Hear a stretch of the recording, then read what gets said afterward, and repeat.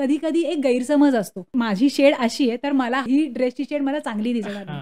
अगदी चूक असतं ते. पण तुम्ही कधीतरी रिस्क घ्या, ते घेऊन बघा, वेअर करून बघा आणि जरा लोकांचे फीडबॅक बघा. खरोखरीच तुम्हाला चांगले फीडबॅक येतील. कधी-कधी आपल्याला रिस्क घ्यायचीच भीती वाटते.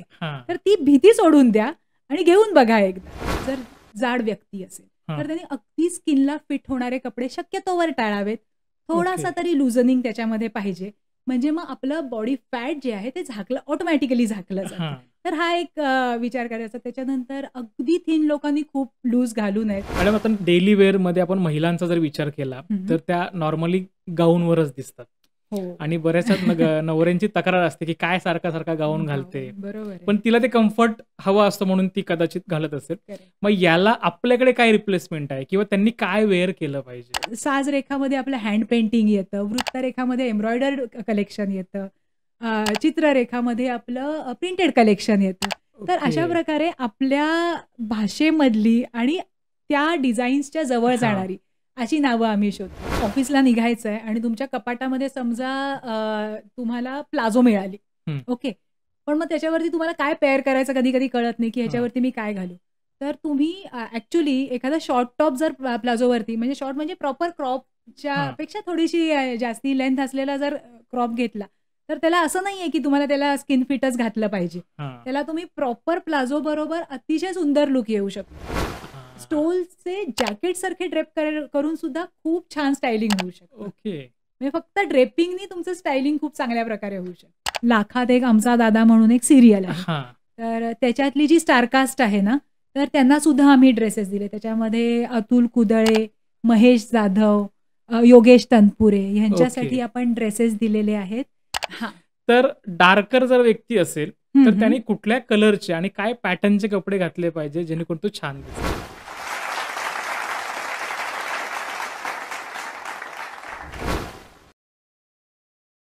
नमस्कार, मी गणेश कुंभार आपल्या सगळ्यांचं स्वागत करतो गोष्ट फायद्याची या आपल्या पॉडकास्टमध्ये.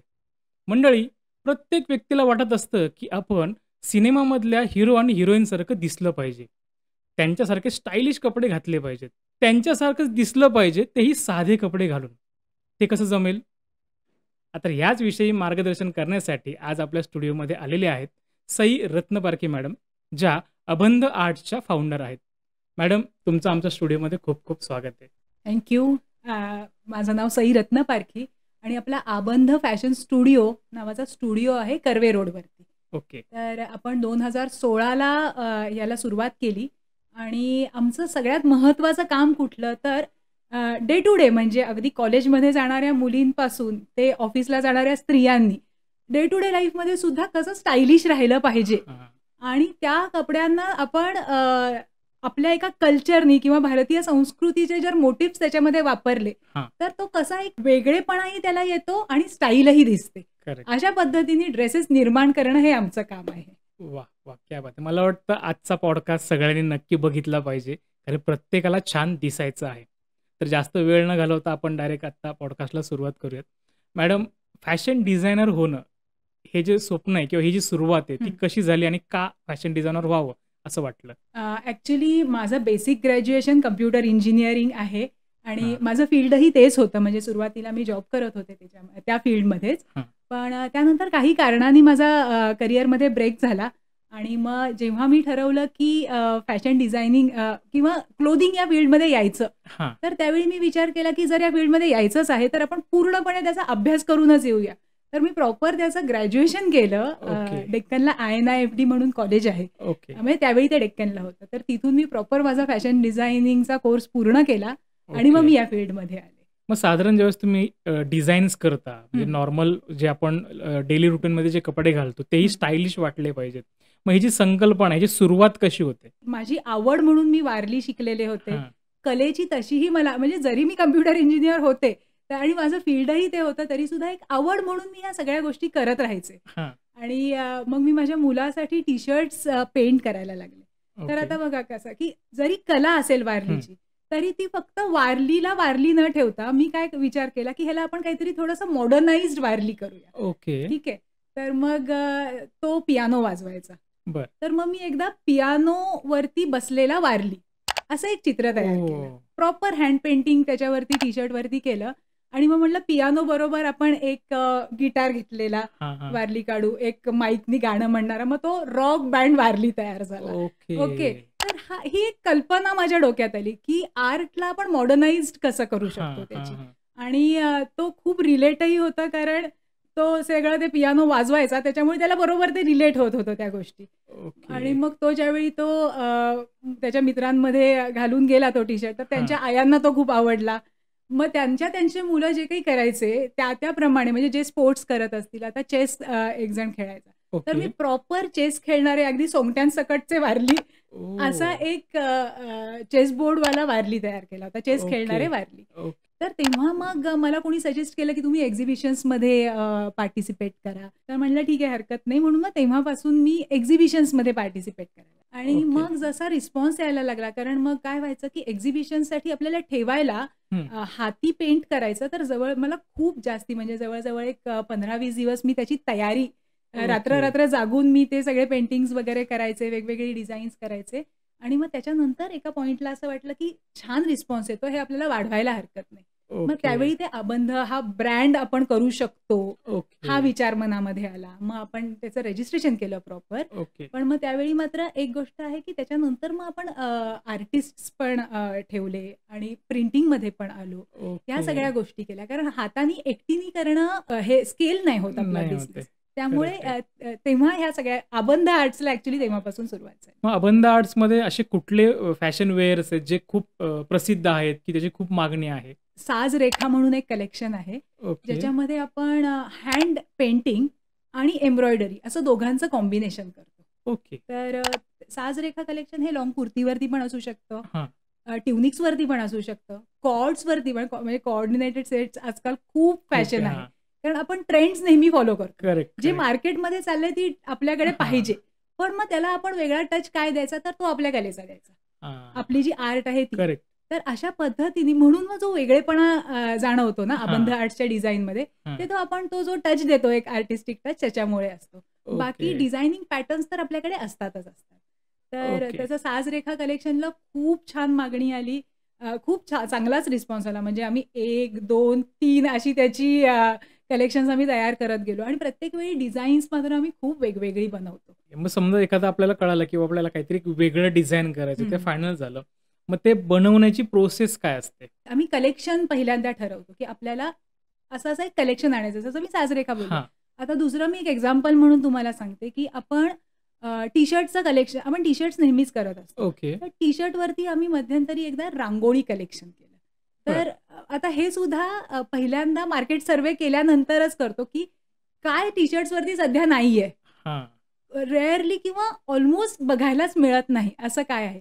तर मग आणि आपलं वेगळेपणा पाहिजे त्याच्यामध्ये, म्हणून आम्ही विचार केला की आपण टी शर्ट्सवरती रांगोळीचं कलेक्शन आणलं तर मग आता हे पहिल्यांदा आमचं कलेक्शन ठरतं की आपण काय आणूया आणि कुठल्या प्रोडक्टवरती आणूया. म्हणजे जसं टी शर्ट करायचे, टी शर्टवरती रांगोळीचं कलेक्शन करायचं. मग त्याच्यानंतर मग आमचे डिझायनर कामाला लागतात, इंटर्न्स सुद्धा आपले भरपूर कामं इंटर्न्सला असतात की डिझाईन्स बनवायची, कारण त्यांना तो हँड्स ऑन एक्सपिरियन्स मिळतो ऍक्च्युली माझ्याकडे. तर मग ते वेगवेगळे डिझाईन्स मी त्यांना बनवायला सांगते, मी स्वतःही बनवते, तेही बनवतात. आणि मग ती पहिल्यांदा माझ्या डोळ्याखालून मी स्कॅन करते की ह्याच्यातली कुठली छान जाऊ शकते, कशावरती चांगली दिसतील. म्हणजे कुठली, साधारण 15 वगैरे आपली त्याच्यातून रिजेक्ट होतात की ही नको, ही ठीक आहे. त्याच्यानंतर मग आपण ती प्रॉपर ठेवून बघतो टी शर्टवरती, म्हणजे टी शर्ट म्हणजे फिजिकली नाही, आपल्या सगळ्या कम्प्युटरवरतीच काम होतं. ती डिझाईन्स आपण त्या रंगा, जे रंग आहेत त्या रंगाप्रमाणे आपण कुठलं चांगलं दिसेल त्या रंगाला हे डिझाईन, कारण त्याचा रंग पण, डिझाईनचा रंग पण मॅटर करतो. कारण बेस, टी शर्टचा जो बेस कलर आहे त्याच्यावरती कुठला रंगाचं डिझाईन चांगलं दिसेल आणि तो रंग त्या डिझाईनला सूट होईल की नाही, ह्या सगळ्याचा टोटलमध्ये विचार करावा लागतो आपल्याला. तर म्हणजे आता फॉर एक्झाम्पल म्हणून द्यायचं तर आता रांगोळीमध्ये आपण कोलम हे डिझाईन, कोलम ही साऊथ इंडियाची फेमस रांगोळी आणि खूप सुंदर दिसते, खूप लोकांना आवडते. तर समहाऊ कोलम म्हणलं की व्हाईटच छान वाटतं आपल्याला, कारण ते असं डोळ्याला त्याची सवय झालेली असते. अर्थातच आम्ही दुसऱ्या रंगामध्ये पण केली, त्यालाही तितकाच चांगला रिस्पॉन्स आला, पण समहाऊ कोलम म्हणलं की व्हाईट, मग व्हाईट म्हटलं तर बॅकग्राऊंडला आपल्याला एखाद्या डार्कर शेडचा टी शर्ट चांगला वाटला, वाटतं. लाईक ब्लॅक असेल तर जास्त ब्लॅक असेल, आता तुम्ही घातलाय तसा तो रंग ग्रीन. असेल, हां. ग्रीन कलर असेल, मरून कलर असेल, मरूनवरती व्हाईट चांगलं हां. दिसतं.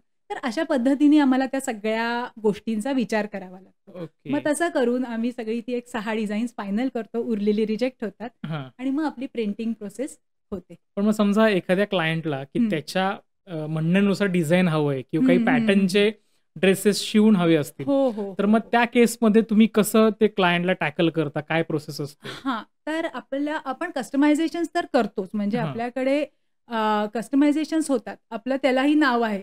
म्हणजे कस्टमायझेशनच्या कलेक्शनला सुद्धा आपण प्रत्येक कलेक्शनला नाव ठेवलेलं आहे. ओके.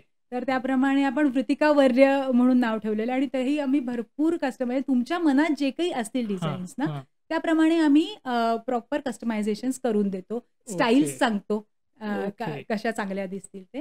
तर त्याप्रमाणे होतं आणि समजा कोणाला डिझाइन प्रिंट करून हवंय, हं. तर तेही करून देतो. आता मध्यंतरी आम्ही वारीसाठी हां. विठ्ठलाचं प्रिंट असलेला झब्बे करून दिले. ओके. पांढरे झब्बे प्रॉपर. अरे वाह! खूप सुंदर ओके. दिसत होतं ते. म्हणजे तसंही आपण करून देऊ शकतो. की मी एक सर्वसामान्य व्यक्ती आहे आणि मला माझ्या राइट. रोजच्या वेअरमध्ये मला माझ्याकडचे कपडे घालायचे. हां. तर डार्कर जर व्यक्ती असेल, हं, तर हं. त्याने कुठल्या कलरचे आणि काय पॅटर्नचे कपडे घातले पाहिजे जेणेकरून तो छान दिसेल? सर्वसाधारणपणे सगळ्यांचं म्हणणं असतं, की डार्क व्यक्ती असेल म्हणजे डार्कर कॉम्प्लेक्शन असेल, हां, तर लाइटर शेड्स घ्याव्यात. हां, पण असं हा अगदी ब्लँकेट रूल नाहीये. हां. डार्कर व्यक्तीला ब्लॅक किंवा असा थोडासा रेडिश कलर सुद्धा खूप म्हणजे रेड थोडे ब्राईट शेड्स ॲक्चुअली ओके. छान दिसतात. रॅदर त्यांनी त्याचा जो डार्क टोन आहे ना स्किनचा हं. तोही उजळ वाटतो थोड्याशा ब्राईट शेड्सनी. ओके. म्हणजे ब्राईट ब्लू घातला किंवा थोडासा ऑरेंजची शेड घातली. हां, हां. ऑरेंजची ब्राईटकडे जाणारी. डलकडे जाणाऱ्या नाही घ्यायच्या मग शेड्स. ओके. थोड्याशा ब्राईटर शेड्स घ्यायच्या. म्हणजे थोडेसे जे डल शेड्स आहेत त्या अव्हॉइड करायच्या. बस. ओके. बाकी त्यांना सगळा छान दिसेलच. जसं की आता टी-शर्ट समजा म्हटलं, हां. तर टी-शर्टमध्ये असा मिंट ग्रीन कलर असतो. म्हणजे फ्रेश कलर्स जर त्यांनी चॉईस केले ना, तर हां. त्यांना खूप छान दिसतात. ओके. असंच ते कुर्ते सुद्धा बघू शकतात. ओके. जेंट्स कुर्ते सुद्धा त्यांना खूप छान दिसतील. जसं की अगदी बेस खादी कलर असतो ना, हां. तो सुद्धा खूप सुंदर दिसतो. ओके. एस्पेशली डार्क स्किन टोनवाल्यांना. आणि ओके. असे बरेच कलर्स आपल्याकडेही आहेत जे छान दिसू शकतात त्यांना. ऑफ व्हाईट कलर सुंदर दिसतो आणि ब्राईटरकडे जाणारी कुठलीही शेड. समजा एखादा व्यक्ती आहे किंवा रुटीन लाईफमध्ये त्याला कपडे घालायचेत हां. आणि घरातलेच वेअर करायचेत. हां. तर त्या व्यक्तीने ते वेअर करताना काय काळजी घेतली पाहिजे जेणेकरून आपण छान दिसू? आता ते प्रत्येकाने आपापल्या जसं आता स्किन टोनचं बोललो हां. किंवा तसाच आपला बॉडी टाइप पण असतो हां. प्रत्येकाचा. कोणी थोडंसं जास्त वजन असतं कुणाचं, कोणी अगदी थिन असतात. हां. तर त्याप्रमाणे मग कपडे कुठले घालावे त्याचा विचार करावा. ओके. की अगदी जर जाड व्यक्ती असेल, हां. तर त्यांनी अगदी स्किनला फिट होणारे कपडे शक्यतोवर टाळावेत. थोडासा ओके. तरी लुझनिंग त्याच्यामध्ये पाहिजे. म्हणजे मग आपलं बॉडी फॅट जे आहे ते ऑटोमॅटिकली झाकलं जातं. हां. तर हा एक विचार करायचा. त्याच्यानंतर अगदी थिन लोकांनी खूप लूज घालू नयेत. हां. त्यांनी उलट रॅदर बॉडी फिट घातले तर चांगले दिसू शकतात. पण तरीसुद्धा त्यांनी सुद्धा थोडेसे लूजकडेच जावं. म्हणजे खूप बारीकपणा त्यांचा हां. उठून येत नाही. ओके. आणि जे अगदी फिट आहेत, जिमला हं. जाणार आहेत, त्यांनी हां. तर प्रॉपर बॉडी फिट घातलं पाहिजे. ओके. त्यांचं ते सगळे जे मसल्स वगैरे खूप हां. छान त्याच्यामध्ये चांगले दिसू शकतात म्हणजे त्यांना. ओके. त्यानंतर अगदी ज्यांचं जाड बॉडी टाइप असेल, त्यांनी थोडेसे उभ्या लाइनिंगचे जर टी-शर्ट्स घेतले, शर्ट्स घेतले, तर ओके. त्याच्यामध्ये अजून बारीक दिसायला होतं. आडवे ओके. अव्हॉइड करावेत. ओके. मॅडम आता डेली वेअरमध्ये आपण महिलांचा जर विचार केला, हं. तर त्या नॉर्मली गाऊनवरच दिसतात. हो. आणि बऱ्याचशा नवऱ्यांची तक्रार असते, की काय सारखा गाऊन घालते. बरोबर आहे. पण तिला ते कम्फर्ट हवं असतं म्हणून ती कदाचित घालत असेल. करेक्ट. मग याला आपल्याकडे काय रिप्लेसमेंट आहे किंवा त्यांनी काय वेअर केलं पाहिजे? ॲक्चुअली गाऊनची तक्रार अगदी परफेक्ट आहे. ती हां. असतेच सगळ्यांची. पण लेडीजचा सुद्धा विचार केला तर त्यांना तो कम्फर्ट हवा असतो. हां. अगदी बरोबर आहे. तर त्यालाच वन पीस हा अत्यंत उत्तम पर्याय आहे आणि वेगवेगळ्या प्रकारचे हां. मिळतातच वन पीस. म्हणजे तुम्हाला आवडेल असा वन पीस मिळू शकतो. म्हणजे अगदी ओके. कुणाला नी लेंथपर्यंत हवाय, कुणाला अगदी पायघोळ म्हणजे अँकल लेंथपर्यंत हवाय. हां. तरी कुणाला मध्ये बेल्ट त्याच्यामध्ये असेल, तर तो अजून छान दिसतो वन पीस. तो गाऊनसारखा दिसत नाही, हं. पण गाऊनचा कम्फर्ट त्याला मिळतो. तर हा ओके. खूप छान आहे. कुणी आपले जे कॉर्ड्स असतात ना, ते हां. सुद्धा आपल्याला गाऊनला रिप्लेस करू शकतात. ओके. येस. तर कॉटनचे प्रॉपर असतात. हां. तर ती तुम्ही कॉटनची पॅन्ट आणि वरनं तो टॉप जर घातला हां. किंवा टी शर्ट घातला ओके. तरी सुद्धा तो खूप छान आणि स्टायलिश पर्याय होऊ शकतो. आता मॅडम हे तर महिलांसाठी झालं, ज्या घरामध्ये रोज असतात किंवा हाऊसवाईफ असतात. पण ज्या महिला ऑफिसला जातात रोज, तर त्यांनी एक छान लूक येण्यासाठी हां. काय वेअर केलं पाहिजे? आता ऑफिससाठी आपल्याला थोड्याशा पेस्टल शेड्स म्हणा किंवा अशा प्रकारचं एक कलेक्शन्स आपण करू शकतो. तर त्याच्यामध्ये पॅटर्न्ससुद्धा ऑफिस वेअर पॅटर्न्ससुद्धा वेगवेगळे होऊ शकतात, की ओके. हां, म्हणजे जसा लाँग कुर्ता आहे सपोज. हां. हां, लाँग कुर्त्यावरती आपण असा स्टँड कॉलर नेक हां. दिला आणि तो पूर्ण अगदी मिनिमल डिझाइन त्याला केलं, तर तो ऑफिससाठी म्हणून खूप छान दिसतो. मग ओके. त्याच्यामध्ये समजा कलर शेड्स बघायला गेलं तर मग अगदी पेस्टल म्हणजे बेज कलर, ऑफ व्हाईट कलरपासून सुरू करून ग्रे ते मरून शेडपर्यंत त्या येऊ शकतात. ओके. वेगवेगळ्या शेड्समध्ये. पण ऑफिस वेअरसाठी थोडं मिनिमलिस्टिक डिझाइन नेहमीच छान हां. दिसतं. कारण त्याला एक फॉर्मल लूक येतो.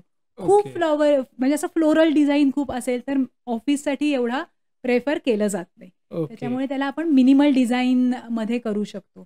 त्याचा स्लीव्ह पॅटर्न एखादा फोल्डेड स्लीव्ह विथ इकडे बटन साइडला बटन वगैरे दिलं, ओके. तर तो एक स्टाईल म्हणून खूप छान दिसतं. कॉलर नेक जसं मी म्हटले, त्याच्या हां. खाली आपण अशी पट्टी देऊन त्याला बटन्स दिले, तर तो एक ओके. कुर्तीचा फील त्याला छान येतो, की ज्याला दुपट्टा घ्यायची गरज नाही. स्टिल ते खूप कम्फर्टेबल तुम्हाला राहू शकतं. अशा ओके. पद्धतीने आपण बरेच ऑफिस वेअरसाठी म्हणजे अगदी ट्युनिक्सपासून म्हणजे हां. जे शॉर्ट टॉप्स असतात ना, हं. शॉर्ट म्हणजे अगदी शॉर्ट नाही, ट्युनिक म्हणजे हिप कव्हरिंग टॉप्स असतात. ओके. तिथपासून ते लाँग कुर्तीपर्यंत. सगळ्या प्रकारची डिझाईन्स करू शकतो आणि ऑफिससाठी वेगळी पण डिझाईन्स आपल्याला करता येतात. म्हणजे ओके. त्याच्यामध्ये आपण कलर पॅलेटही ठरवू शकतो आणि कुठलं त्याच्यावरती डिझाइन करायचंय तेही ठरवू शकतो. मिनिमल डिझाइन असं. मग साधारण एक लेडीजने की हां. बाबा पूर्ण शरीर पण झाकलं गेलं पाहिजे हां. आणि आपण सुंदर पण दिसलो पाहिजे. हां. यासाठी तुम्ही काय प्रिफर कराल? ऑफिसला निघायचंय आणि तुमच्या कपाटामध्ये समजा तुम्हाला प्लाझो मिळाली. हं. ओके. पण मग त्याच्यावरती तुम्हाला काय पेअर करायचं कधी-कधी कळत नाही, की हां. ह्याच्यावरती मी काय घालू? तर तुम्ही ॲक्चुअली एखादा शॉर्ट टॉप जर प्लाझोवरती म्हणजे शॉर्ट म्हणजे प्रॉपर क्रॉपच्या हां. पेक्षा थोडीशी जास्ती लेंथ असलेला जर क्रॉप घेतला, तर त्याला असं नाहीये, की तुम्हाला त्याला स्किन फिटच घातलं पाहिजे. हां. त्याला तुम्ही प्रॉपर प्लाझो बरोबर अतिशय सुंदर लूक येऊ शकतो.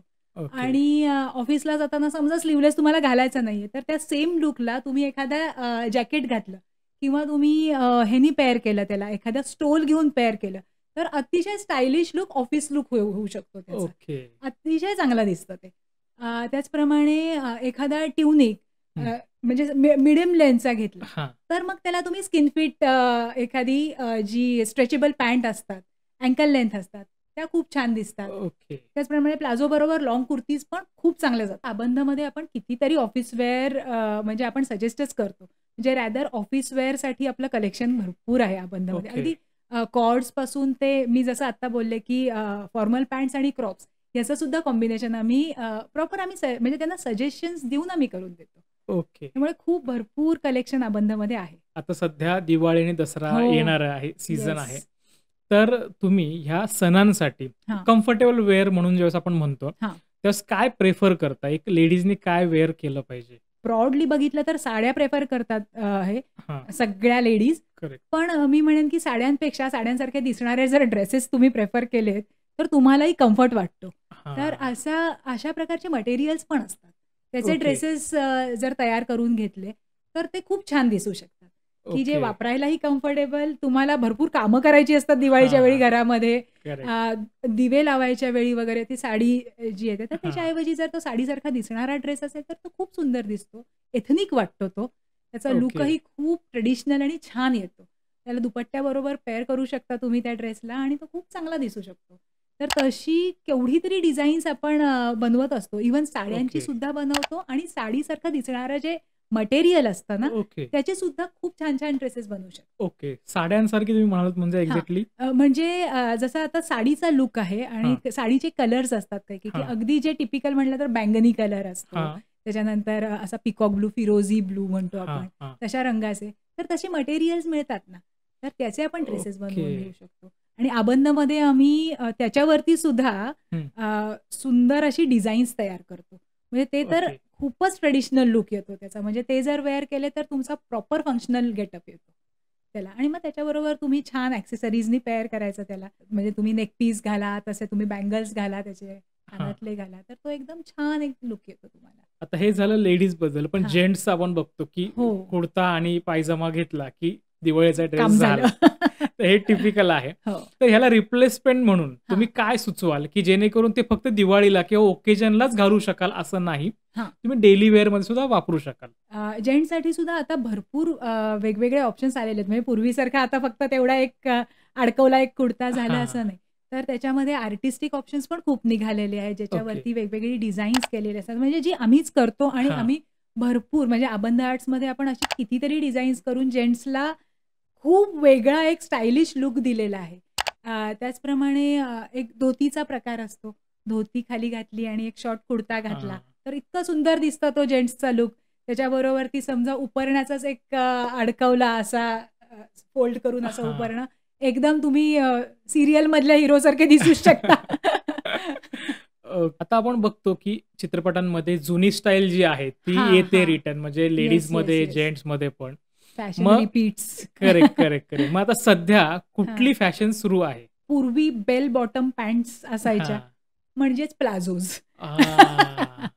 येस. रिपीटच आहे फॅशन ती करेक्ट, अख्खी. करेक्ट. त्यानंतर कॉर्ड्स आपण सध्या म्हणतो. हां. काय कॉर्ड म्हणजे काय? तर सगळं वरचं आणि खालचं पॅन्ट आणि टॉप तुमचा एका एका रंगाचा. रंगाचा. पूर्वीच्या ज्या हिरोईन्स बघितल्या सगळं अगदी दुपट्ट्यापासून हां. सगळं एका रंगाचं असायचं. करेक्ट. अर्थात पॅटर्न, स्टायलिंग जरा वेगळं, आत्ताचे हं. पॅटर्न्स आणि स्टायलिंग वेगळं.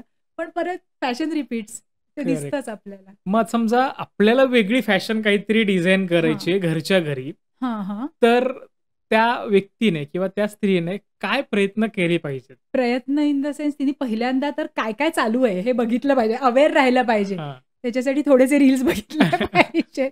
आणि कितीतरी वेळा आपण ना सिंपल गोष्टीतून सुद्धा फॅशन क्रिएट करू शकतो. हां. म्हणजे फक्त दुपट्टा कशाप्रकारे आपण ड्रेप करायचा, हां. त्याच्यावरनं सुद्धा तुमचं स्टायलिंग बदलू शकतं. म्हणजे असाच करेक्ट. दुपट्टा कायम घेतला पाहिजे, हां. असं काही नाहीये. बरोबर. तुम्ही दुपट्ट्याचं स्टायलिंग वेगळं करू शकता.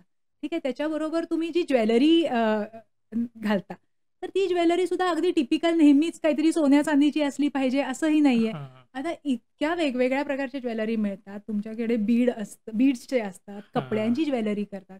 तर त्या तुमच्या ह्याला त्याप्रमाणे जर मिळाली तुमच्या ड्रेसप्रमाणे, तर तशी पेअर केली तर तुमचा लूक चेंज होतो ज्वेलरीनी हां. एका.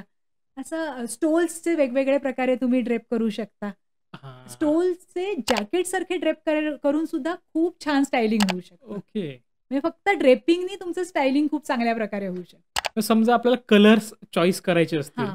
मग ह्याच्यामध्ये डार्क कलर आहे किंवा फ्रेश कलर आहे, व्यक्तीचा किंवा त्या स्त्रीचा, हां. हा मॅटर नाही. राइट. पण कुठले कलर्स छान दिसतात? ती जी व्यक्ती जी वेअर करणार आहे ना, तिचा कम्फर्ट सगळ्यात महत्त्वाचा मला वाटतं.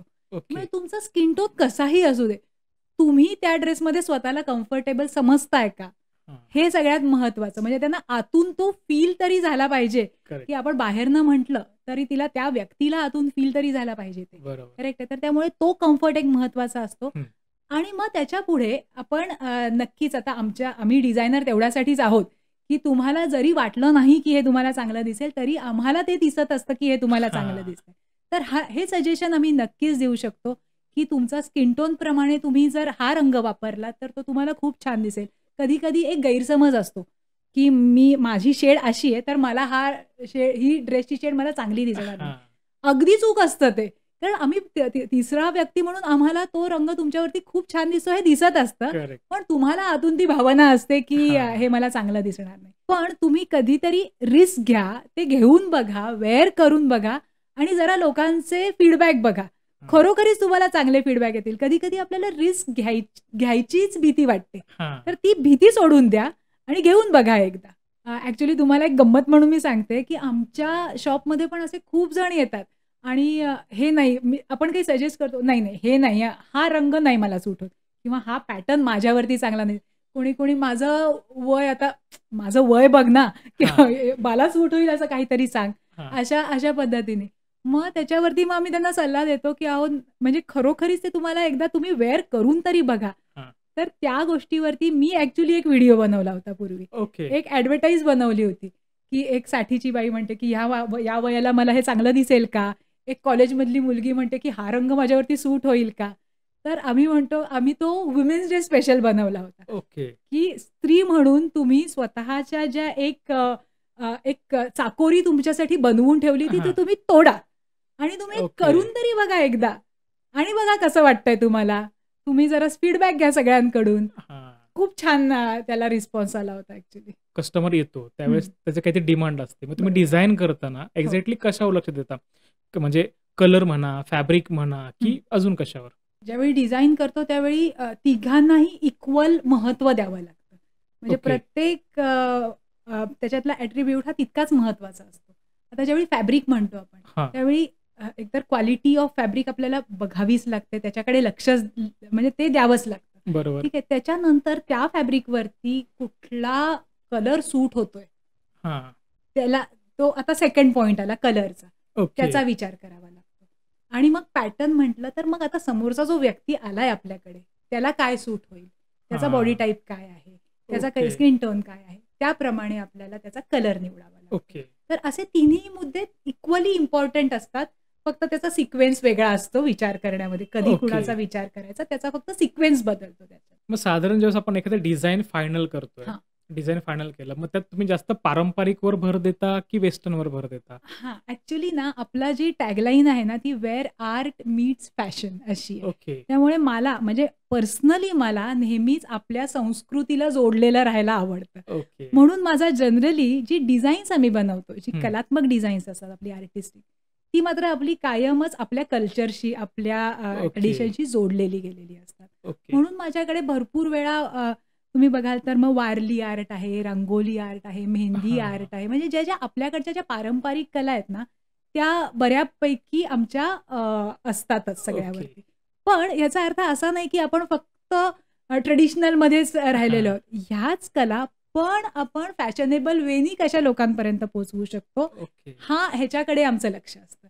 म्हणजे आपण ट्रेंडमध्ये असलेलेच कपडे बनवणार. ते पॅटर्न्स आपण बनवतोच. पण त्याच्यावरती एक वेगळेपणा म्हणून मग आपलं कल्चरल आर्ट. त्यामुळे आम्ही नेहमी म्हणतो की लुक्स आधुनिक, रूट्स पारंपरिक. ओके. ओके. मग तुम्ही असं. आत्ता जे म्हणताय की हां. बाबा आधुनिकता पण आहे आणि आपलं परंपरा पण जपली गेली बरोबर. पाहिजे. मग ज्यावेळेस तुम्ही तुमचे काही डिझाईन्स फायनल करता, तुमचे कलेक्शन्स तुम्ही कलेक्शन्स. फायनल करता, तर हं, त्या हं. कलेक्शनला नाव देताना तुम्ही काय विचार करता? हां, तर आपण प्रत्येक कलेक्शनला एक काहीतरी युनिक असं नाव देतोच. तर ओके. ते नाव देताना आम्ही शक्यतोवर आपल्या भाषेतलं नाव असावं, हा माझा आग्रह असतो. ओके. एकतर मराठी किंवा संस्कृत. हां. आता जर बघितलं तर आबंध हा शब्दसुद्धा संस्कृत आहे. ओके. आबंधचा अर्थ आहे कॉम्बिनेशन. ओके. 2 किंवा अनेक गोष्टींचं कॉम्बिनेशन. आणि आमची टॅगलाईन आहे वेअर आर्ट मीट्स फॅशन. म्हणजे आर्ट आणि फॅशनचं कॉम्बिनेशन, हां. जॉइनिंग. असा ओके. आबंधचा अर्थ आहे. आणि मग अशी आम्ही वेगवेगळी कलेक्शन जसं हे साजरेखा, वृत्तरेखा, चित्ररेखा अशी वेगवेगळी आमची हां. कलेक्शन्स आहेत. तर याचा अर्थ असा की रेखा म्हणजे आपण जे रेखाटतो, चित्र काढतो करेक्ट. ते. आणि मग साजरेखामध्ये आपलं हँड पेंटिंग येतं, वृत्तरेखामध्ये एम्ब्रॉयडर्ड कलेक्शन येतं, चित्ररेखामध्ये आपलं प्रिंटेड कलेक्शन येतं. तर अशा ओके. प्रकारे आपल्या भाषेमधली आणि त्या डिझाईन्सच्या जवळ हां. जाणारी अशी नावं आम्ही शोधतो. मध्यंतरी आम्ही एका दुसऱ्या ब्रँडबरोबर मी कोलॅब केलं होतं. महाभारत सृष्टी म्हणून ब्रँड आहे. हां. तर त्यांच्याबरोबर कोलॅब केलं तर त्या कलेक्शनचं नाव आम्ही ठेवलं होतं धर्मा कलेक्शन. तर ओके. त्यालाही खूप सुंदर मीनिंग होतं. आम्ही त्याच्यावरती धर्मचक्र काढलं होतं. म्हणजे ओके. त्याला स्पोक्स असतात त्या चक्राला करेक्ट. आणि प्रत्येक स्पोक रिप्रेझेंट करतो वेगवेगळ्या गोष्टी. म्हणजे सत्य बोलणं, अहिंसा, हां. त्याच्यानंतर एफर्ट्स, तुम्ही एखाद्या गोष्टीसाठी लागणारे एफर्ट्स, असे 8 स्पोक्स वेगवेगळे ॲट्रिब्यूट्स त्याच्यातले डिफाईन करतात. ओके. तर मग ते धर्मचक्राचं जे मोटिफ आहे ते आम्ही टी-शर्ट्सवरती घेतलं, हां. ट्युनिक्सवरती घेतलं आणि ते आपण इव्हन स्टोल्सवरती पण घेतलं होतं. ओके. तर ते धर्मा कलेक्शनमध्ये आणि ते शुभ्र पांढऱ्या रंगाचं कलेक्शन होतं. ओह! कारण धर्मावरतीच जो व्यक्ती चालतो तो शुभ्र पांढऱ्या रंगासारखा नितळ असा करेक्ट, करेक्ट. असेल. हा विचार करून आम्ही ते धर्मा कलेक्शन असं नाव ठेवलं होतं त्याचं. ओके. तर असे वेगवेगळे विचार आम्ही करत असतो. प्रत्येक कलेक्शनचं नाव ठेवताना आमच्या खूप थॉट प्रोसेस होते. म्हणजे मी एकटीच नाही. त्या थॉट प्रोसेसमध्ये सगळे आम्ही इन्व्हॉल्वड असतो. म्हणजे अगदी माझे ओके. डिझायनर्स, इंटर्न्सपासून सगळे इन्व्हॉल्व्ड असतात त्याच्यामध्ये. ओके. मग आता तुम्ही हे एवढं क्रिएटिव्ह नावं म्हणा किंवा हां, डिझाईन्स म्हणा, कॉम्बिनेशन्स म्हणा, हां. कलेक्शन्स तुम्ही आणताय मार्केटमध्ये. हो. हां. आता सोशल मीडियाचा जमाना आहे. हो, तर येस. याचा कसा फायदा होतो तुम्हाला सगळ्या गोष्टीचा? ट्रिमेंडस फायदा होतो. कारण सोशल मीडिया आजच्या काळाची गरजच झालेली आहे. हां. म्हणजे मी प्रिंट मीडिया पण वापरलेलाच आहे. आपल्या म्हणजे न्यूजपेपरमधनं वगैरे. पण जेवढा सोशल मीडिया कमी वेळात जास्ती लोकांपर्यंत पोहोचतो, तेवढं दुसरं कुठलंही माध्यम पोहोचू शकत हां. नाही. त्यामुळे म्हणजे खूपच कमालीचा उपयोग आपल्याला होतोच. मग असं तुमचं कुठलं कलेक्शन होतं जे सोशल मीडियामुळे खूप जास्त व्हायरल झालं? सोशल मीडियामुळे आपलं जे साजरेखा कलेक्शन होतं, ते खूप जास्ती व्हायरल झालं. त्याच्यातले सगळे रंग म्हणजे आम्ही स्टॉक आउट झालो आणि नवीन कलेक्शन आम्हाला परत करावं लागलं सेम ओके. डिझाईनचं. आणि ओके. तसंच आपल्याला जेंट्स कुर्त्याला सुद्धा खूप डिमांड आली. जे कलेक्शन आपण केलं त्याचं अधिराई असं नाव ठेवलं. तर त्या ओके. अधिराईला अर्थ आहे. अधिराई हे म्हणजे आपलं जे राजस्थानी मोटिफ्स असतात ना, हां. तर त्याच्यामध्ये मांडणा म्हणून एक मोटिफ असतं. ओके. राजस्थानी रांगोळी म्हटलं तरी चालेल. ओके. तर ते मांडणा कलेक्शनला अधिराई असं म्हणतात. तारा, स्टार याला खूप ओके. महत्व आहे. ओके. आणि अधिराईचा अर्थ तारा होतो. म्हणून आम्ही त्याला अधिराई कलेक्शन असं नाव दिलं. कारण ओके. त्याच्यावरती आम्ही राजस्थानी मांडणाचे डिझाईन्स केले होते. तर ओके. अशा प्रकारे आम्ही ते अधिराई कलेक्शन काढलं. आणि त्याच्यामध्ये आपण एक असं चायनीज कॉलर असते ना, तसा हां. Shirt style kurta okay. शॉर्टमध्ये आणि बाकी शॉर्ट कुर्ते म्हणजे बाकी नॉर्मल शॉर्ट कुर्ते असे. हां. पण सगळ्यावरती ती मांडणाची डिझाईन्स केली. ओके. तर म्हणजे राजस्थानी मोटिफ्सची. तर ते ओके. कलेक्शनला खूप, खूप छान रिस्पॉन्स आला आम्हाला. ते सुद्धा आम्ही स्टॉक आउट झालो. पण आम्हाला सेकंड कलेक्शन तयार करायला वेळ नाही झाला ॲक्चुअली. ओके. कारण आमचं साजरेखामध्येच आम्ही भरपूर तयार करत गेलो. पण म्हणजे एवढा सोशल मीडियाचा इम्पॅक्ट आहे. की आपण नॉर्मली शर्ट चांगले घालतो, पॅन्ट्स कुठलीही घातली तरी झालं. हां. अशी एक टेंडन्सी असते. Correct, correct. तर त्याविषयी काय सांगता येईल आपल्याला? ज्यावेळी आपण पॅन्टचा विचार करतो म्हणजे टॉपला मॅचिंग पॅन्ट असं जर आपण म्हटलं, हां. जर जीन्स आपण घालणार असू तर शक्यतोवर काहीही चालतं. हां. कारण आपण जीन्स हे जनरली कॉमन कलरमध्ये असते. करेक्ट. पण जर आपण कॉटन पॅन्ट्स म्हटलं, तर त्या तुम्हाला जरा त्या रंगाला साजेशाच बघितल्या पाहिजेत. हां. कसंही घालून मग तो स्टायलिश लूक येत नाही. त्याच्यामुळे मी लेडीजमध्ये पण सांगते, इव्हन जेंट्समध्ये पण, की तुम्ही तुमचा टॉप असेल ना, हां. इधर त्याला कॉन्ट्रास्ट घ्या किंवा त्याच्यावरचा डिझाईनचा रंग बघा. त्या रंगाप्रमाणे त्याचा पॅन्टचा कलर ठरवा. हां. ओव्हरऑल लूक त्याचा चांगला आला पाहिजे. हे नक्कीच कॉटन पॅन्ट्सला आपण सजेस्ट करतो. ओके. म्हणजे आता आपण अबंध आर्ट्सबद्दल बोलतोय, कलेक्शनबद्दल बोलतोय. मग तुमच्याकडे जे येणारे कस्टमर्स आहेत, ग्राहक आहेत, तर त्यांच्या काही अशा वेगळ्या वियर्ड काही मागण्या म्हणा किंवा रिक्वायरमेंट म्हणा, असा काही अनुभव आलाय? हो, एक ॲक्चुअली आमच्याकडे एक फॉरेनचे क्लायंट आले होते. हां. म्हणजे यूएसहून आले होते. हां. तर ते न्यूरोसर्जन होते. ओके. आणि त्यांना अशा प्रकारचं डिझाइन हवं होतं, की जे त्यांचं जे फील्ड आहे चं हां. त्याच्याशी रिलेटेड पाहिजे. त्यांनी आम्हाला काहीतरी वेगळी डिझाईन्स दाखवली हां. आणि त्यांना एम्ब्रॉयडरी करून हवी होती. आणि ओके. ते आमच्याचकडून करून हवं होतं. कारण ते स्टार्टिंगपासून जेव्हापासून ते भारतात आले हां. होते, ते सगळे त्यांचे बरेच ड्रेसेस आम्ही करून दिले होते ऑलरेडी. ओके. तर ते जे होते त्यांना जेंट्स कुर्ता हं. सिल्कमधला आणि त्याच्यावरती माझ्या फील्डशी रिलेटेड डिझाइन. आता ते ओके. न्यूरोशी रिलेटेड डिझाइन आम्हाला तरी काय माहिती ना. हां. तर त्यांनी दाखवली. पण म्हटलं हे एम्ब्रॉयडरी करणं खूप तसं कठीण आहे. हं. तर मग आम्ही त्यांना एक मोराचा विसाऱ्याचा एक चित्र दाखवलं. त्याच्यातला एक पार्ट समहाऊ त्यांना वाटलं, की हा न्यूरोशी जातोय बाबा. तर आम्हाला पण हुश झालं. म्हटलं हे आम्ही करू शकतो. हां. म्हटलं हां, हे आम्ही करून देऊ आणि त्यांना ते प्रचंड आवडलं. म्हणजे ओके. आम्ही ते प्रॉपर एम्ब्रॉयडरीनी व्यवस्थित सगळं करून दिलं त्यांना. अगदी अरी वर्क आणि सगळं करून दिलं त्याच्यामध्ये त्यांना. टिकली वर्क. हां. तर ते जे काही फायनल डिझाइन झालं समहाऊ त्यांना ते खूप आवडलं आणि ते म्हणाले, "येस, हे मला आवडलेलं आहे. माझ्या ह्याला ओके. जातंय ते." असा ओके. एक वेगळाच अनुभव. म्हणजे खरं तर आम्हाला त्या डिझाइनची काहीच आयडिया नव्हती, की हां. ह्यांच्या मनात तरी काय आहे. पण समहाऊ ते आमचं वर्कआउट झालं आणि ते खूप सुंदर दिसलं. Okay, okay. तर मॅडम आता अबंध आर्ट्स जे आहेत, त्यांनी हं. कुठल्या एक्झिबिशनमध्ये कधी पार्टिसिपेट केलंय का आणि त्याचा फायदा झालाय का? हो, म्हणजे अबंध आर्ट्सची सुरुवातच रॅदर एक्झिबिशनमुळेच झाली आहे. त्याच्यामुळे आपला जो आत्तापर्यंतचा कस्टमर बेस तयार झालाय ना, तो हां. सगळा एक्झिबिशनमुळेच आपल्याकडे जमलेला आहे. ओके.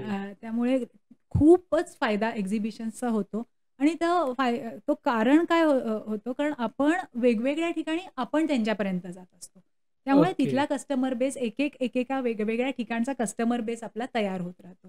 आणि ओके. एक्झिबिशन्सचा अजून एक खूप चांगला फायदा असा आहे, की आपल्याला डायरेक्टली लोकांशी संवाद होतो. डायरेक्ट कम्युनिकेशन त्यांच्याशी होतं. हां.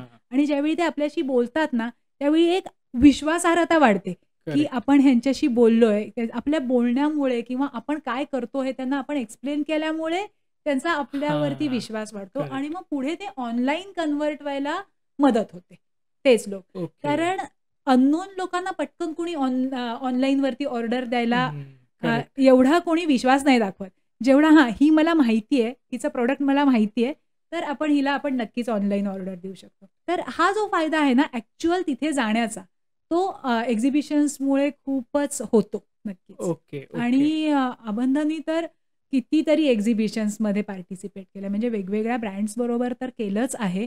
अनेक मोठे-मोठे ब्रँड्स आपण केलेले आहेत एक्झिबिशन्समध्ये. आणि आता अबंध सोलो एक्झिबिशन्स करताय. म्हणजे ओके. आपली स्वतःची एक्झिबिशन्स रंगबंध नावाने. तर बरं. रंगबंध नावाने आता आपली टोटल 5 एक्झिबिशन्स झाली आणि ओके. आता ती कंटिन्यू राहतील. ओके. साधारण कुठे झाली, कधी झाली आणि परत कधी येणार आहेत? आपण जूनपासून म्हणजे याच जूनपासून आपण सुरुवात केली. आपलं पहिलं एक्झिबिशन कर्वे नगरला झालं होतं. दुसरं कोथरूडला झालं होतं. ओके. त्याच्यानंतर डेक्कनला झालं, बावधनला झालं आणि नांदेड सिटीला. एवढ्या ठिकाणी आपली आत्तापर्यंत 5 एक्झिबिशन झालेली आहेत. ओके. आणि आम्ही एक एरिया कव्हर करायचा असं पुणे आणि नंतर मुंबई असा आमचा प्लॅन ओके. आहे. ओके. ओके. आता हे तर झालं ऑफलाईन. पण हां. ऑनलाईन समजा तुमचे कलेक्शन्स मागवायचे आहेत. हां. मग त्यासाठी तुमची स्पेशल वेबसाईट आहे का Flipkart, Amazonवरती हे अवेलेबल होईल? Flipkart, Amazonवरती मी टाकलेले नाहीयेत. आपले प्रॉडक्ट्स लिस्ट ओके. केलेले नाहीयेत. आपली स्वतःची वेबसाईट आहे www.abandharts.com म्हणून. ओके. तर ती आत्ता त्याच्यावरती आपली जवळ-जवळ हाल्फ प्रॉडक्ट्स पडलेली आहेत. ओके. प्रोसेसमध्येच आहे आपली वेबसाईट अजून. म्हणजे रेडी आहे. फक्त प्रॉडक्टचं लिस्टिंग अजून अर्धं व्हायचं आहे. ओके. पण त्याच्यावरती सगळं पूर्ण आपलं प्रॉपर ई-कॉमर्स वेबसाईट आपली तयार आहे. ओके. त्याच्यावरनं तुम्ही ऑर्डर करू शकता. किंवा मग तुम्हाला Instagram आणि FB जर आपलं बघितलं, तर त्याच्यावरती तुम्हाला जस्ट प्रॉडक्ट्स काय आहेत, हे तुम्हाला हां. नक्कीच कळू शकतं.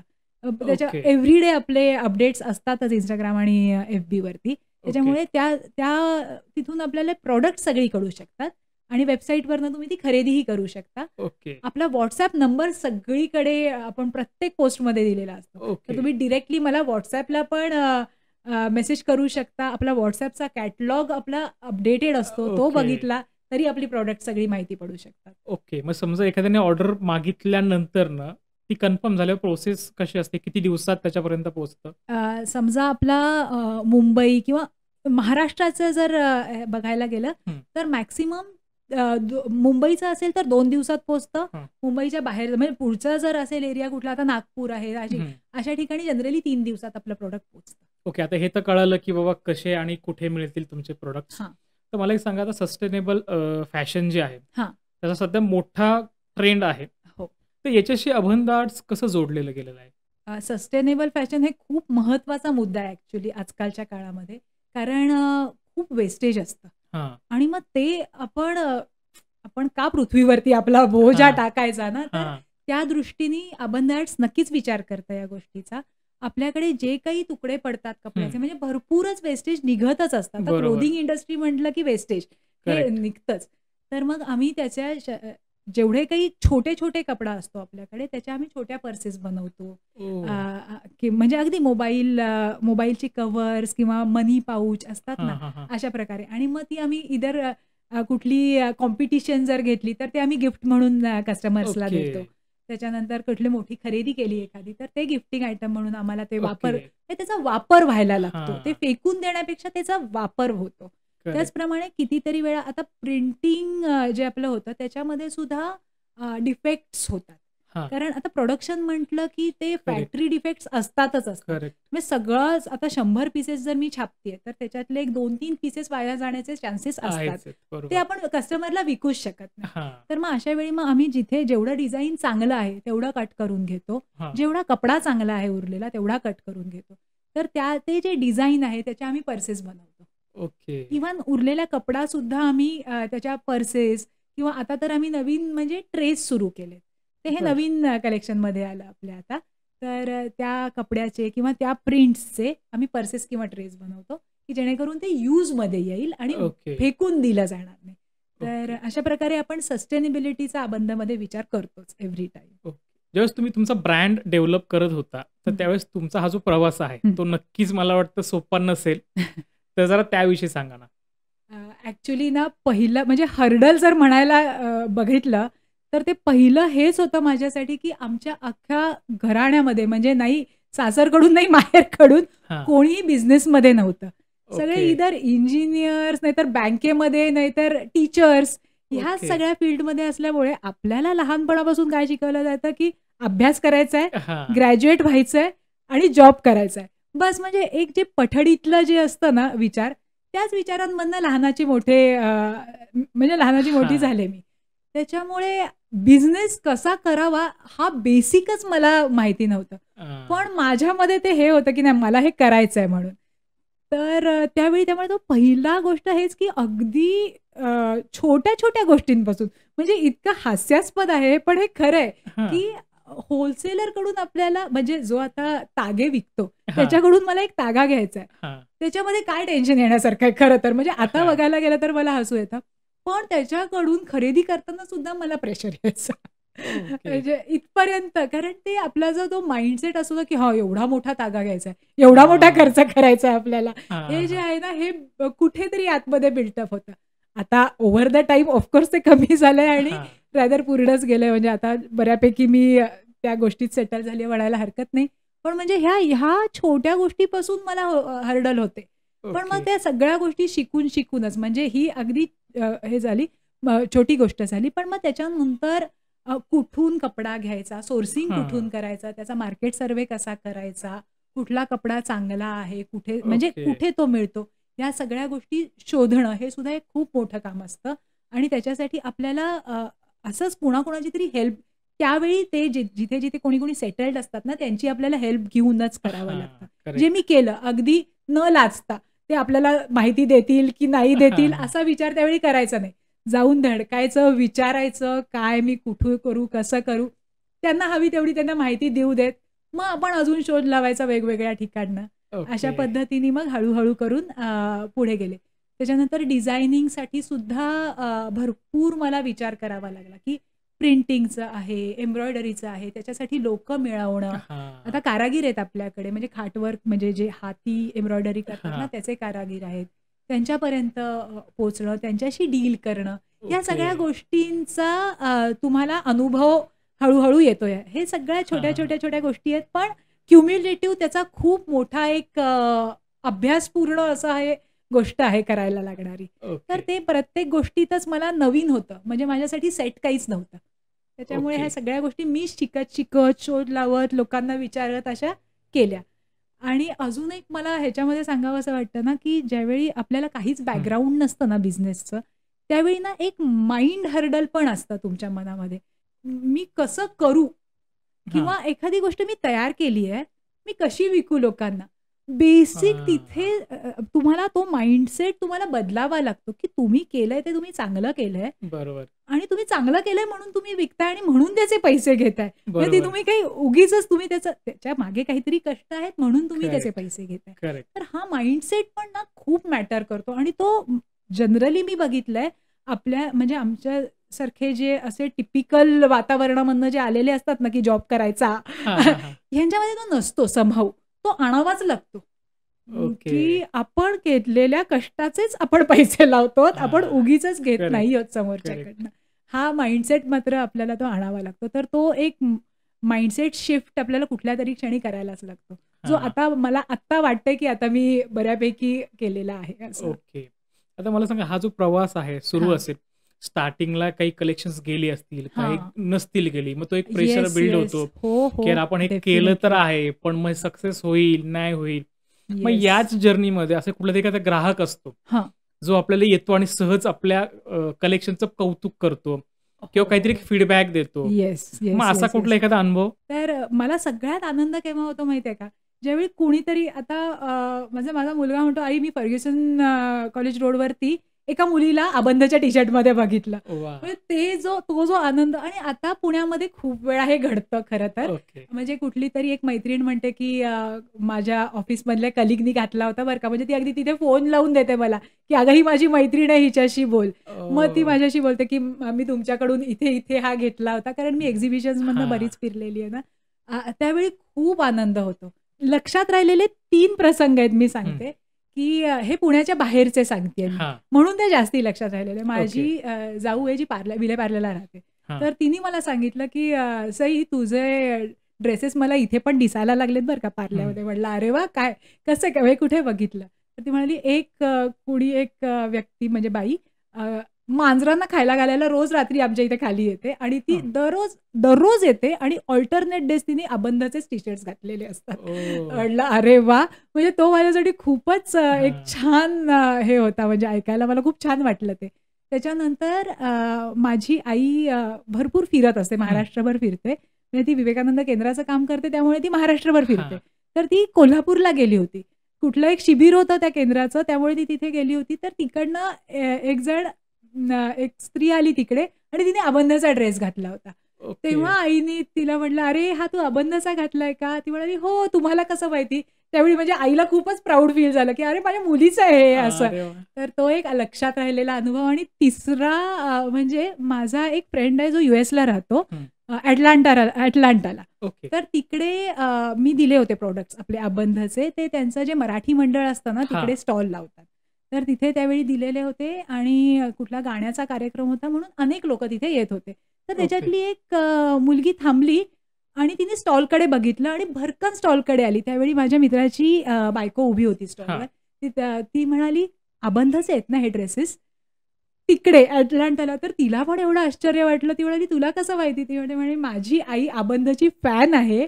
तिने भरपूर अबंधमधनं ड्रेसेस घेतलेले आहेत आणि ती मलाही पाठवते. आता आय डोंट नो की ती मुलगी आली होती की नाही इथे आल्यावर माझ्याकडे, पण तिला अबंध माहिती होतं. तर त्याचा मला सगळ्यात जास्ती आनंद कसला होतो की डिझाईन्सवरून लोक आपल्याला लक्षात ठेवतायत, अबंधला लक्षात ठेवतात की ही अबंधची डिझाईन्स आहेत, हे ते ओळखू शकतायत. हा जो डिझाईन्सचा रिकॉल आहे ना, हाच मला खूप अमेझिंग वाटतं. मग आता हे तुम्ही जे म्हणताय की लोक डिझाईनवरनं ओळखायला लागले, मग आता मार्केटमध्ये खूप सारे लोक फिरतायत, खूप साऱ्या वेगळ्या कंपन्यांचे प्रोडक्ट्स, कपडे त्यांनी घातलेले, त्यातलं अबंधचंच हे आहे हे ओळखण्यासाठी काय आयडियल तुमची डिझाईन आहे? तुम्ही आता समजा जेंट्सचा कुर्ता बघितला, अबंधचा कसा ओळखायचा? तर ते आपलं एक मोटिफ असतं, इंट्रिकेट मोटिव्स असतात, आपली एकदम ट्रेडिशनल मोटिव्स असतात, पण आपलं फॅशन ही मॉडर्न असते. तर जसं शर्टवरती आम्ही खिशावरती डिझाईन केलं आणि बॅकला केलंय, लक्षात येईलच की तुमचा हा अबंधच आहे. इवन लेडीजवरती सुद्धा एखादा क्रॉप टॉप आहे, पण त्याच्यावरती वारलीचं ट्रेडिशनल डिझाईन आहे विथ इंट्रिकेट बॉर्डर, एकदम नाजूक बॉर्डर. अबंधची लक्षात येईलच तुमच्या. असे भरपूर डिझाईन्स आहेत जी अबंधची. आपल्याकडे शंखकोयरीचं डिझाईन फार फेमस झालं, मंडलाचं डिझाईन खूप फेमस आहे. ते बघितलं की लक्षात येतं की हे अबंधचं डिझाईन आहे असं. आपण आता बराच वेळ अबंध आर्ट्स बद्दल बोलतोय, डिझाईन्स, कलेक्शन्स, खूप साऱ्या गोष्टीवर चर्चा झाली आहे. मला हे विचारायचं आहे की अबंध आर्ट्सने आतापर्यंत कुठल्या ब्रँड्स बरोबर कोलॅबोरेशन केले किंवा कुठले इव्हेंट्स केले? अबंध आर्टचा सगळ्यात मोठा एक इव्हेंट झाला जो आपला फर्स्ट अॅनिव्हर्सरी जी झाली आपली ह्याची, म्हणजे आपल्याला जो स्टुडिओ ओपन केला ना कोथरूडला, त्याला ज्यावेळी 1 वर्ष झालं, त्याच्यानंतर आम्ही कलार्पण म्हणून एक फॅशन शो केला होता. आपल्या फॅशन शोचं नाव कलार्पण दिलं आणि खूप ग्रँड असा तो शो झाला होता. सेलिब्रिटी सायली संजीव आपली इन्व्हायटी होती, रील स्टार पवन बागुलकर, पूजा सुदामे, हेच पण आपले तिथे सेलिब्रिटी म्हणून आपण त्यांना बोलवलेलं होतं. एक प्रोफेशनल असा तो फॅशन शो झाला. पण परत कलेक्शन्स आपली एकदम वेअरेबल कलेक्शन जी म्हणतात ना, की जी कलेक्शन त्याच्यातला एखादा ड्रेस घालून तुम्ही सहज रस्त्यावरती जाऊ शकता, अशा प्रकारची सगळे ड्रेसेस त्याच्यामध्ये आपण इंट्रोड्यूस केले. 4 वेगळी कलेक्शन्स त्याच्यामध्ये आपण इंट्रोड्यूस केली होती. तर तो आपला कलार्पण हा आपला पहिला एक ग्रँड शो झाला होता अबंधचा. त्यानंतर आपण मटा श्रावण क्वीन जे होतं 2024 लास्ट इयरचं, तर त्याची जी फायनल झाली पुण्यामध्ये, तर त्याला आपण डिझायनिंग पार्टनर म्हणून आपण कोलॅबमध्ये होतो. तर त्याच्यासाठी मग 2 प्रकारचे ड्रेसेस त्यांना लागतात, की एक ट्रेडिशनल लेहेंगाज लागतात आणि दुसरं मॉडर्न वेस्टर्न वेअर. तर हे ओके. सगळं कम्प्लिटली फॅब्रिक पासून ते कम्प्लीट स्टिचिंग प्रोसेस म्हणजे डिझायनिंग, स्टिचिंग कम्प्लिटली अबंध आर्ट्सनी केलेलं ओके. होतं. आणि तो इव्हेंट म्हणजे असा होता, की आम्हाला कळलं 1 आठवडा आधी, हां. की आपल्याला हे ड्रेसेस करायचे आहेत आणि टोटल 15 मॉडेल्स म्हणजे 15 × 2 एवढे ड्रेसेस ओके. आणि ते आम्ही एका आठवड्यात 30 ड्रेसेस पूर्ण वेस्टर्न वेअर आणि ट्रेडिशनल वेअर पूर्ण केले होते. ओह! तो खूप धावपळीचा इव्हेंट झाला, पण तो पण खूप छान असा तो इव्हेंट झाला. खूप ग्रँड. मटा श्रावण क्वीन तर ग्रँड होतोच म्हणजे. तर हां. आपले ड्रेसेस असे ज्यावेळी स्टेजवरती दिसतात, त्यावेळी ते फिलिंग वेगळंच असतं, की हां. त्याचं जे ड्रेसेसचं जे मॅनिफेस्टेशन दिसतं आपल्याला हां. ह्याच्यावरती स्टेजवरती. तो एक मस्त अनुभव असतो. त्यानंतर आपण बऱ्याच सेलिब्रिटीजसाठी पण ड्रेसेस दिलेले आहेत. ओके. म्हणजे जसं लाखात एक आमचा दादा म्हणून एक सीरियल आहे. हां. तर त्याच्यातली जी स्टारकास्ट आहे ना, तर त्यांना सुद्धा आम्ही ड्रेसेस दिले. त्याच्यामध्ये अतुल कुदळे, महेश जाधव, योगेश तनपुरे ओके. ह्यांच्यासाठी आपण ड्रेसेस दिलेले आहेत. त्याचप्रमाणे दिशा परदेशी म्हणून त्याच्यातली आधीची जी हिरोईन होती, हं. तिच्यासाठी सुद्धा आपण तिचा जो लग्नाचा आउटफिट होता तो हां. अबंध आर्ट्सनी प्रोव्हाईड केला होता. ओके. आणि ह्याच सगळ्यांना आपण झी मराठी अवॉर्ड शोसाठी ड्रेसेस दिलेले आहेत. तर ओके. तिकडे म्हणजे मग मी तो अवॉर्ड फंक्शन बघायला सुद्धा गेले होते. तर ओके. तिथे सुद्धा म्हणजे छान आपले ड्रेसेस सगळे स्टेजवरती छान दिसत होते, हां, अबंध हां. आर्ट्सनी दिलेले. मग आता पुढे अबंधमध्ये काय नवीन प्रयोग होतायत? कुठले नवीन कलेक्शन्स येणार आहे? जरा त्याविषयी सांगा ना? हो. अबंधमध्ये आम्ही इतके प्रयोगशील आहोत, की हां. सतत नवीन-नवीन काही ना काहीतरी डिझाईन्स करतच असतो आम्ही. नवीन कलेक्शन्स पण आपली येत असतात. म्हणजे ओके. रादर मी प्रत्येक ग्राहकाला पण म्हणते, की तुम्ही दर 2 महिन्यांनी चक्कर मारा. तुम्हाला नवीन नक्की काहीतरी मिळणार आहे हां. आमच्याकडे. तर त्याच प्रकारे मग आपले नवीन कलेक्शन टी-शर्ट्सचं आपण म्हणजे ओके. टी-शर्ट्स तर आपल्याकडे असतात, पण त्याच्यामध्ये नवीन डिझाईन्स आम्ही केले आहेत. ओके. जसं मांडणा मगाशी जो शब्द मी वापरला ना, हां. तर मांडणा हा आपण जेंट्स कुर्तावरती केला होता. तो आम्ही आता टी-शर्टवरती केला आणि ओके. अप्रतिम डिझाइन झालेलं आहे ते. तर तो आमचा अजून लॉन्च व्हायचा आहे. पण डिझाईन्स रेडी झालेली आहेत आमची सगळी. त्याचप्रमाणे वारलीमधला थोडासा एक व्हरायटी वेगळा हां. म्हणजे वारली फिगर्सच, पण त्या खूप वेगळ्या पद्धतीने आम्ही अरेंजमेंट केली आहे त्याची. तेही डिझाइन आम्ही टी-शर्टवरती आणतोय. तर ओके. त्याच्यासाठी नक्की तुम्ही वाट बघा. माझे ओके. येतीलच त्याचे सगळे व्हिडिओज आता. आणि अजून एक गिफ्टिंग आयटम्स म्हणून आम्ही ट्रेज इंट्रोड्यूस केलेले आहेत. बरं. तेही खूप छान क्वालिटीचे आणि दिसायलाही खूप एलिगंट झालेले आहेत. तर ओके. ते तुम्हाला आता फेस्टिव्ह सीझन येतोय ना, तर आपल्याला गिफ्टिंगला आता भाऊबीजेला वगैरे काही ना काहीतरी लागतं हां. प्रत्येकाला. तर त्याच्यासाठी खूप छान त्याचा म्हणजे तुम्हाला उपयोग होईल त्याचा. नक्कीच ओके. सगळ्यांना. आणि अजून म्हणजे जेंट्स कलेक्शनमध्ये एक नवीन डिझाइन आपलं येतंय. हां. तेही खूप वेगळं डिझाइन आहे म्हणजे एकदम वेगळा डिझाइन आहे. शॉर्ट कुर्ता येतोय तो. ओके. तर ते एक अशी नवीन काही-काही कलेक्शन्स आपली येतायत आता. आत्ता जे नवीन डिझायनर येतायत, हं. तर त्यांना तुम्ही काय सल्ला द्याल? नवीन डिझायनर्सशी माझा नेहमीच खरं तर संबंध येतो, कारण माझ्याकडे सतत इंटर्न्स असतात कामाला, जे हां. ॲक्चुअली शिकत असतात. त्यांना सगळ्यांना म्हणजे तिथे येतात त्यांनाही मी सांगते आणि आत्ता ह्या चॅनलच्या माध्यमातून मी सगळ्याच नवीन जे डिझायनर्स बनतायत त्यांना एक असा सल्ला देईन, की तुम्ही डिझायनर बनताय तर तुम्ही सगळ्या प्रकारच्या कामाची तयारी ठेवा. हां. म्हणजे कशासाठी मी हा मुद्दा अगदी प्रॅक्टिकली मी सांगते, की अनेक छोटे ब्रँड्स असतात. हां. तुम्ही ज्यावेळी डिझायनर बनता त्यावेळी नॉट नेसेसरी तुम्हाला मोठ्या ब्रँडमध्ये मोठा जॉबच मिळेल. पण अनेक छोटे-छोटे ब्रँड्स असतात ज्यावेळी तुम्ही त्यांच्याकडे जॉबला लागता, त्यावेळी तुम्हाला अगदी तिथे फक्त डिझायनिंगचं काम असेल असं नाहीये. हां, हां. तिथे तुम्हाला डायरेक्टली सेलिंग पण करावं लागतं. म्हणजे हँड्स ऑन एक्सपिरियन्स सेलिंगचा आम्ही त्यांना हां, देऊ हां, शकतो. हां. सेलिंग करावं लागतं. त्याच्यानंतर ह्याची जी रॅक्सची अरेंजमेंट करावी लागते. काच असते तिथे डिस्प्ले लावणं. हां. हे सुद्धा एक मोठं एव्हरीडे काम असतं. ओके. त्याच्याप्रमाणे मॅनिक्विन्सचा डिस्प्ले एव्हरीडे काय लावायचा, त्याची थीम काय ठेवायची. हां. मोठ्या ब्रँड्समध्ये या प्रत्येक गोष्टीला वेगवेगळा डिझायनर अपॉइंट करेक्ट. केला जातो. पण मी प्रॅक्टिकली आत्ता समजा पुण्यामधले कोणी डिझायनर्स बाहेर पडणार आहेत. हां. त्यांना कुठेतरी अशा ब्रँड्समध्ये तुम्हाला वेलकम रेड कार्पेट असेल जर तुम्ही या सगळ्याची तयारी ठेवली तर. हां. आणि त्याचप्रमाणे दुसरी सगळ्यात महत्त्वाची गोष्ट म्हणजे वेगवेगळी ॲप्स आहेत डिझाईन्स बनवण्याची. ती शिकणं अत्यंत महत्त्वाचं आहे.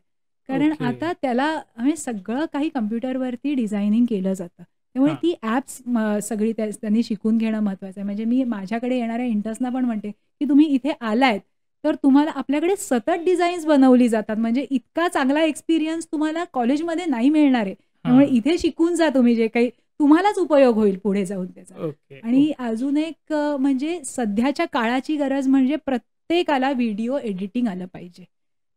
बरं. सोशल मीडियावरती टाकायला. म्हणजे ते मला जमत नाही असं म्हणून उपयोगाचंच नाहीये कुठल्याही हां. यंग मुलाला जो आता मुलगा-मुलगी जो कोणी आता डिझायनर बनतोय. कारण हां. हे सगळे जर आणि ह्या सगळ्या गोष्टी सहज शक्य आहेत शक्य शिकणं. आहे. बरोबर. जेव्हा मी करू शकते तेव्हा ते यंग मुलं नक्कीच करू शकतात. हां. आणि ह्या सगळ्याची अत्यंत गरज असते. कारण जर तुम्ही सगळ्या या गोष्टी जर तुम्ही दिल्यात ना, तर हं. तुम्हाला नक्की 100% चांगला जॉब मिळणार. गॅरंटीड. Okay, okay. नक्कीच मला वाटतं ज्या मुलांनी आता हा पॉडकास्ट बघितला असेल, जे न्यू बिगिनर आहेत डिझायनिंग क्षेत्रामध्ये, तर त्यांनी हा पॉडकास्ट पाहिला असेल, तर त्यांना बऱ्याच गोष्टी समजल्या असतील, की अबंध आर्ट्स काय आहे आणि मॅडम कशाप्रकारे थॉट प्रोसेस करून ते प्रॉडक्ट मार्केटमध्ये आणतायत आणि लोकांना ते आवडतंय. तर मला वाटतं आता बराच वेळ झालाय, आपण आता थांबूयात. मॅडम तुम्ही तुमचा अमूल्य वेळ दिलाय त्याबद्दल खूप खूप खूप धन्यवाद. धन्यवाद. हं. तुम्ही मला इथे बोलवलंत त्याच्याबद्दल धन्यवाद. Thank you madam. तुम्हाला जर हा पॉडकास्ट आवडला असेल तर लाईक, शेअर आणि आमच्या गोष्ट फायद्याची या यूट्यूब चॅनलला सबस्क्राईब करायला विसरू नका. भेटूयात पुढच्या पॉडकास्टमध्ये एका नवीन विषयासह. धन्यवाद.